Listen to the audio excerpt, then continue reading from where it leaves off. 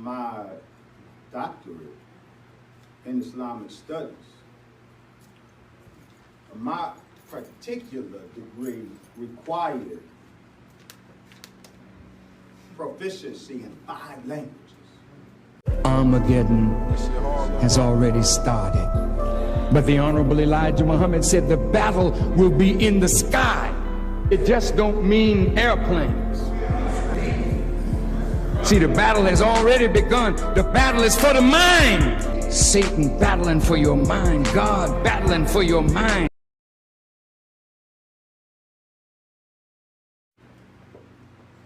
Some of the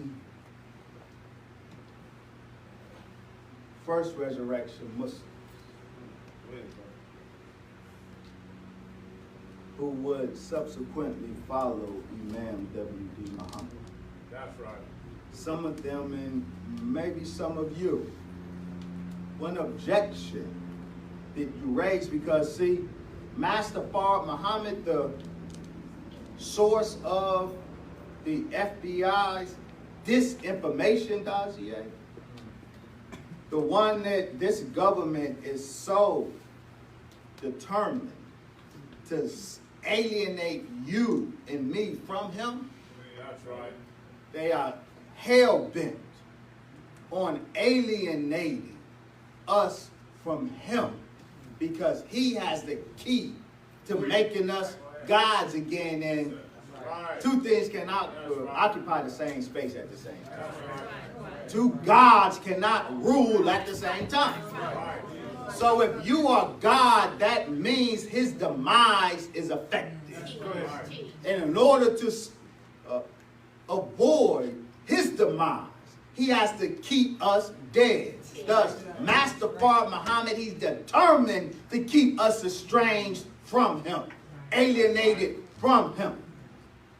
And that's why they popularized the lie. But you may say, well, it ain't J. Edgar Hoover, Brother Wesley, that said Master Fard Muhammad spoke 16 languages and wrote 10. Okay, well, hold up. Is that the devil lying on the man you say is God? But I heard that from the Honorable Elijah Muhammad. No, it was not J. Edgar Hoover who said Master Fard Muhammad spoke 16 languages and wrote 10 of them. They were, damn, how can he be God? I'm saying, he only speak 16 languages?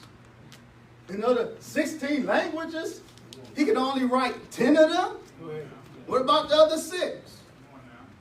And how is he God? And only speak 16 languages. Well, a caveat, I guess you would have to say 17 because he also speaks the language of the bird. Well, yeah, okay, but I still got a problem with that. How this man is God and only speaks 16 languages and writes only 10 of them. Can I help us out with that? Yes, sir. See, he is God. That's right. And if we understand, this is proof that he is God. See,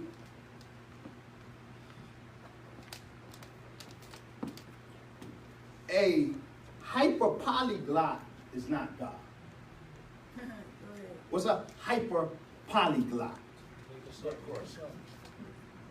Those rare humans who are fluent in 11 or more languages. Now, if Master Fard Muhammad, who we understand speaks 16 languages and writes 10 of them,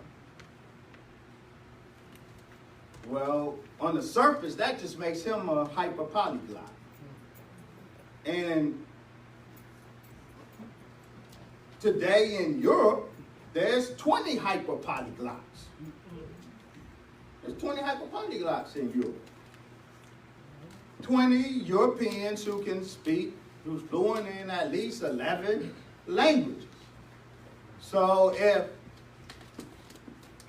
in fact, Master Fard Muhammad is just a hyperpolyglot, that would make him one among 20.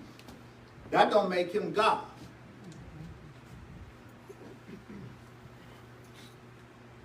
But he ain't a hyperpolyglot. What you saying, brother Dr. Wesley? There are, see, this is why I'm so thankful to Allah for my path. And when I was pursuing my doctorate in Islamic studies, my particular degree required proficiency in 5 languages. Now, I never did well in language in high school. Not Spanish, not French. I did the minimal to get by. I was not, as a young Negro, linguistically inclined. Linguistics is the mathematics of the humanities. I will later learn. But my degree required training in 5 languages. So I had to gain proficiency in classical Arabic, in biblical Hebrew, in German, in French, and English was the 5th language because there were Middle Easterners in the program, so English training was required. And while I'm thankful to Allah, that immersed me in the science of linguistics, and brother student minister Abdul Haq, that the light bulb came on for me, and the mystery of God was finished for me.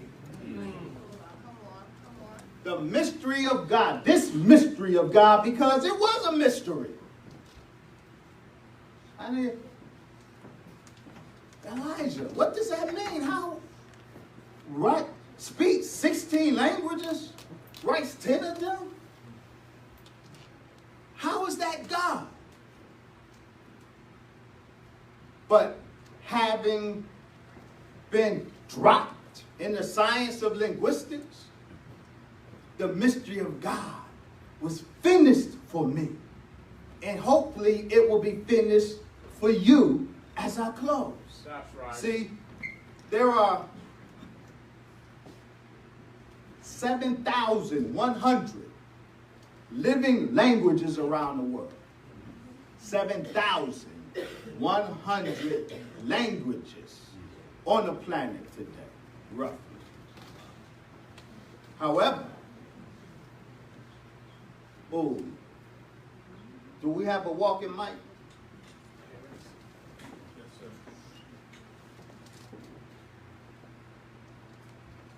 I want to go over here, so if you would. Is it on? Yeah. All right. Can you hear me?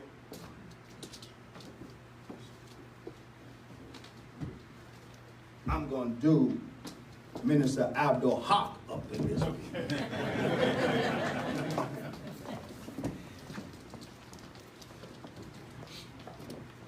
7,100 human languages on the planet Earth.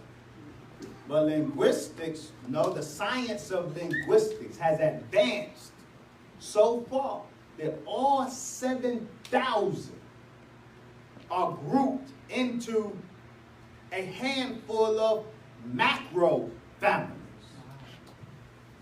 Their relationship with each other drops all 7,000 into a handful of macro families.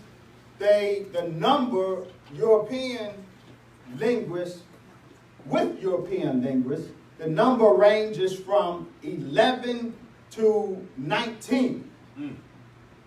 But we know, and for reasons I'm going to get to, there's 16 actual macro families. This is an example of the division into 12 macro families. The languages indigenous or spoken in these colored areas, they all belong to the same family.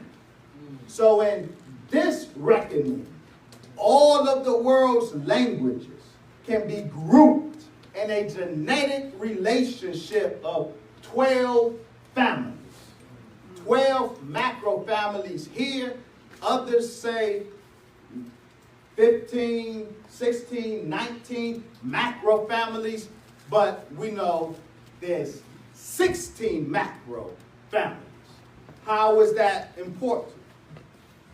Linguists are able to trace in each of the macro families, with all of their languages, trace and even reconstruct, in some cases, the mother tongue of that language, the ancestor language, the proto-language, the one language that the initial family spoke that over time diverged into the many languages of that family. Do you follow? Yes, sir. And linguists know that when you reconstruct, when you're able to reconstruct the proto-language, knowledge and proficiency in the proto-language allows you to walk in any of the derivative languages and speak. Example. So one of the macro families of the here 12, but we know 16 macro families. One example, Eurasiatic. Eurasiatic encompasses 700 languages spoken in Europe and Asia. You follow me? Yes, sir. It's one example. One of the 16 macro families. Eurasiatic. 700 languages. Eurasiatic is broken up into all of these different subgroups, constituting or blossoming into the 700 individual languages. Scholars have reconstructed or posited Proto-Eurasiatic, a language spoken 15,000 years ago from a people that will migrate, diverge, grow, and from that one Proto-Eurasiatic language of 15,000 years ago, all 700 of the Eurasiatic languages derive. Do you follow? Yes, sir. So theoretically, they tell us, if we can reconstruct by a knowledge of Proto-Eurasiatic, we can go among all these 700 languages and communicate.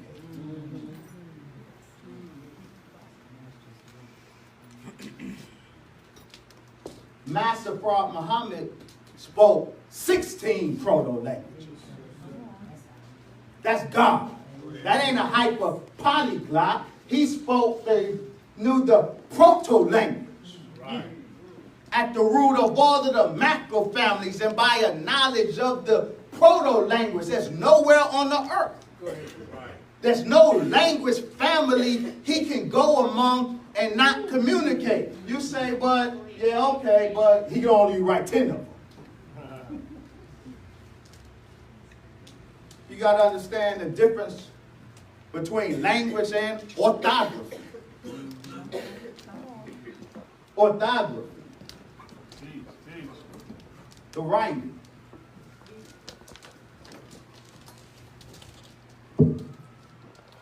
You can have the case, for example, well, as I understand it, in school, they don't teach cursive anymore, do they? Yes, sir. Well, we, old schoolers like myself, do you remember when cursive writing was introduced to us in school? What grade? before we learn cursive, we know how to write Roman. Yes, sir. Roman and cursive are two distinct orthographies, two ways of writing one language. So in this case, it's one language, two writings. There's also the case where Arabic and Persian, they are different languages. Persians are not Arabs. Persians are Muslim. They are very distinctly non-Arab. They're European. And they hate being classified as Arab because they have a historic antagonism with the black Arabs of the race. Persian is not a Semitic language. Persian is an Indo-European language. I'm making this point for a reason. Arabic, a Semitic language. Persian and Indo-European language. There is no linguistic relationship between them from two different language families. However, I can put Arabic and Farsi on the screen and you wouldn't know the difference. The written. Because they use the same script. Right. So two languages, one script. So he spoke the 16 proto-languages. But of the 16 proto-languages, only 10 scripts developed. Some of those proto-languages shared a script, shared an orthography like Persian and Arabic shares an orthography. Does that make sense? Yes, sir. So what we're saying is this. God came in the person of Master Forward Muhammad. His coming was to raise the dead to life, to make the black man God again. So join unto your own and be yourself. Assalamu alaikum. And the mystery of God, I think, is finished.